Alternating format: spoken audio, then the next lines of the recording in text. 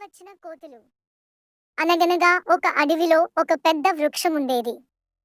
ఆ వృక్షంలో చాలా పెట్టెలు, పక్షులు గూళ్ళు కట్టుకుని సంతోషంగా ఉండేవి. వృక్షం వాటికి గాలి, చలి, ఎండ తగలకుండా కాపాడేది. ఒకరోజు ఆకాశమంతా మబ్బు కాసి హోరున వర్షం కురిసింది.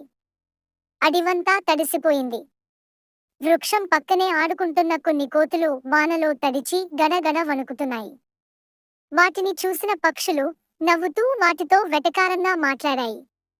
మేము ఇంత చిన్నగా ఉన్న మా ముక్కులతో గడ్డి, చితుకులు సమకూర్చుకుని గూళ్ళు కట్టుకున్నాము.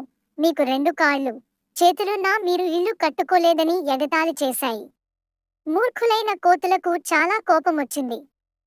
అవి గబగబా చెట్టునెక్కి ఆ పక్షుల గూళ్లను ధ్వంసం చేశాయి. ఆకులను కొమ్మలను విరిచేసి చల్లా చెదురు చేశాయి. గూళ్లల్లోని గుడ్లు పగిలిపోయాయి. పక్షుల పిల్లలు భయంతో ఏడుపునందుకున్నాయి. అంతా నాశనం చేసి కోతులు వెళ్ళిపోయాయి.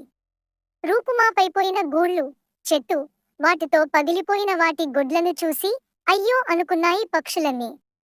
అనవసరంగా మనకు సంబంధం లేని విషయంలో తలదూర్చామని పశ్చాత్తాపపడ్డాయి.